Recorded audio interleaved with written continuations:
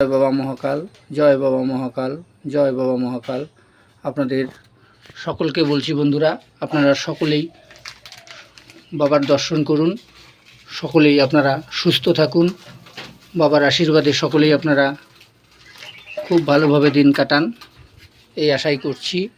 আমি প্রতিদিনের মতো আজকেও পুজোর সময় বাবা ছোট্ট একটা ভিডিও করে পাঠিয়ে দিচ্ছি আপনাদের সামনে।